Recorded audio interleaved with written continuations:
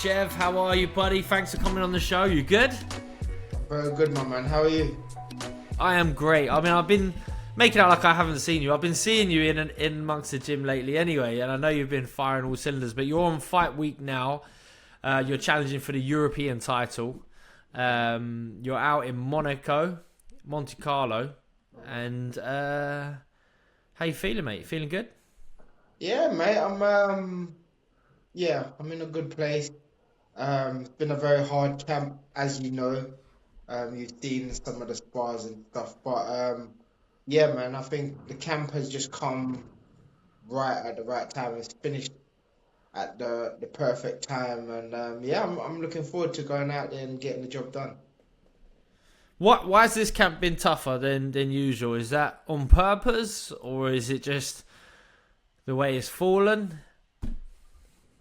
Yeah, it's got to be on purpose because, people are going to be looking at what I did last and they're going to say, oh, like, we can get him because he did that wrong or whatever. Do you know what I mean? So it's only natural progress for you to try and improve on what you did last time.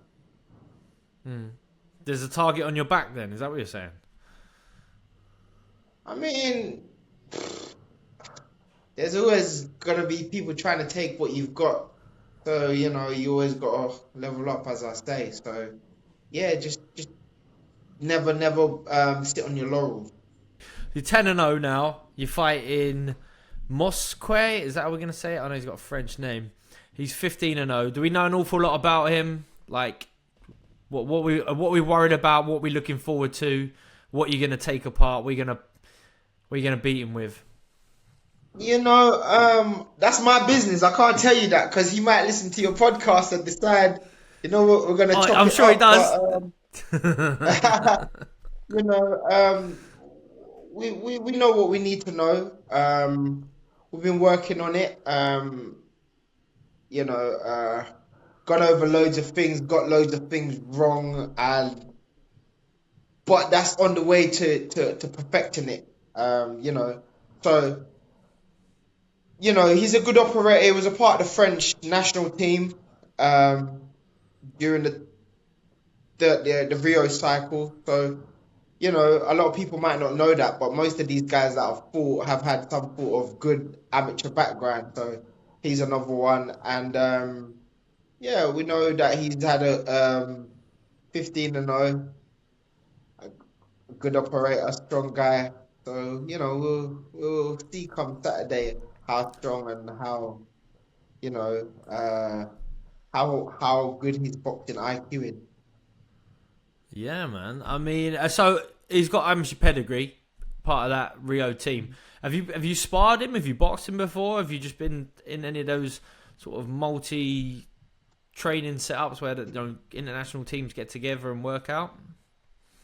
No, he didn't go to Rio, but he was a part of the team. When the team is like they're doing the whole cycle and there's like three at each weights. He was one of the one.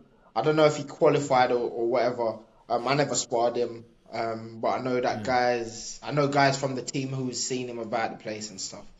You got a British title. Have you still got that, or have you vacated that to fight for this European?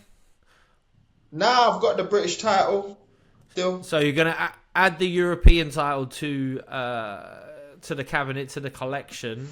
That's exciting. Like, I mean, it's all loads of steps in the right direction. Yeah, mate. What about 10 fights? I've got the British. I've got a ranking belt in the WBA and the IBF. And yeah, we're gonna go and take that European come Saturday night. Obviously, he's a Frenchman. You're fighting in Monte Carlo. It's not technically France, but does it feel like you got to travel for this? You're the away fighter. You got to be the favourite, though, right? I don't ever think I'm the favourite. Why is that? This year, pardon? Why is that? Why are you never the favourite? Because I don't know. That's just, I put myself as the underdog all the time. So, it requires that little bit extra. Yeah, are you a sucker for punishment then? Like, or is this how you get the best out of yourself? Is to make you feel like you're the underdog. People were maybe against you.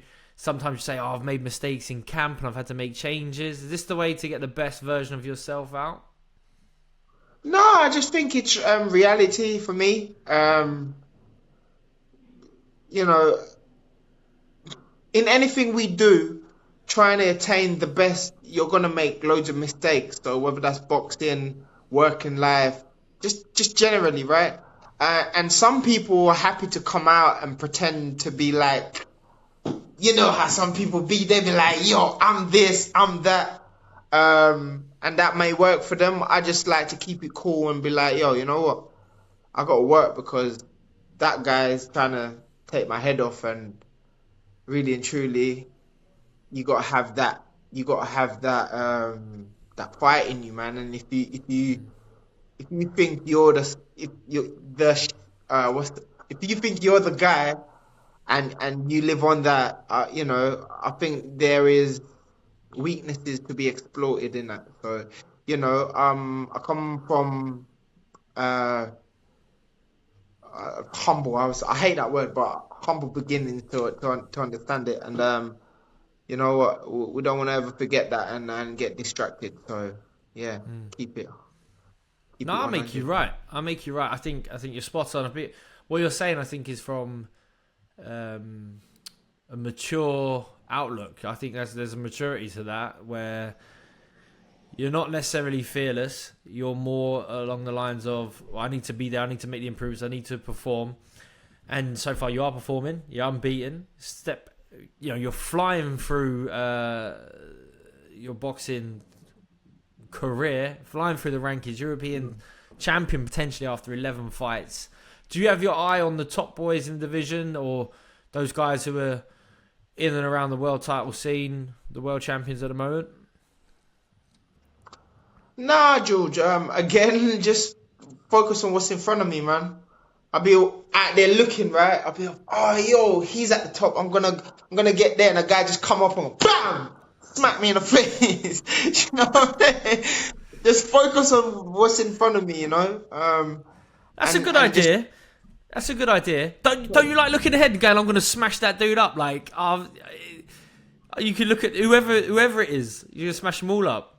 I used to love doing that. That was me. I'd be like, right, I've just fought for the British title, but I'm like, who's the European champion? Or who's this guy? Or who's this one? Or who's above me in the rankings?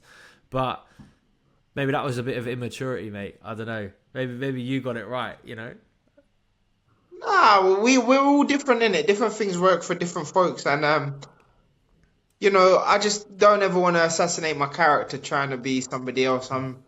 You know, just growing up and just, back in school when you used to have them little scuffles and stuff. I wasn't the person that ran up and like, I'm gonna do this, I'm gonna do that. I'll be there and I'll be around, and when it comes to it, we handle it. You know what I mean? That's Yeah, man. that's my type of yeah. Is that where the name C4 came from then? Is that like a controlled explosion? That's Is that what actually you are? that's a good way of looking at it. But nah, it just came from me just being the bubbly person, and like it actually. I used to call myself Heavy Chevy. Yeah, my friends was like, "That is terrible, bro. We are not calling you that. That is dead."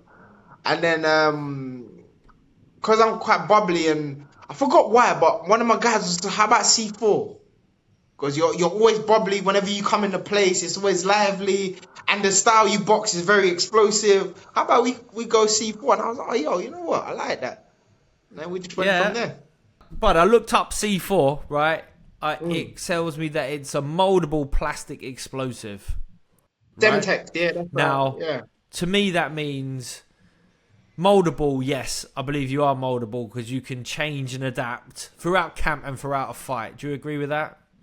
Yeah. I don't think some people say that all I am is just like a crash bang wallop, but there's a lot more to it than that. And yeah, I'm definitely moldable, mate. Definitely moldable. Crash bang wallop. That's more like TNT, really, isn't it? It's like dynamite, really. That's just like You light it Yeah, and it there's goes. no strategy. There's no strategy required for TNT. You just dash it and it just blows everything up. Exactly, buddy. Exactly. Plastic. It's usually plastic, but I don't have you down as plastic because plastic brings to mind sort of something that's maybe a bit fake. But you're authentic, man. You're legit. Like you're the real You know, McCoy.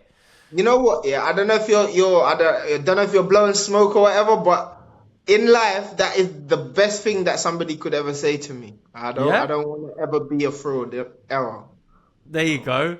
I mean, there's no smoke without fire. We're keeping that explosive theme going. Well done there, Chev. And obviously, the last thing is explosive, which you are. You're explosive. You're a puncher, my friend. You punch hard. And are you going to give us a... You're not going to tell us the tactics for this weekend. I do not want you to because your opponent is 100% tuning in. But you can let me know one thing. Is he going to hear the final bell or is it going to be an explosive knockout? It's gonna be a methodical victory, I can tell you that much. Let's have it. Wicked. Chev, thanks so much for your time, buddy. And I wish you great success in your final week of camp. And I'm looking forward to the fight this weekend. Thank you very much, mate. I hope you have a Wicked, good mate. one. Sweet.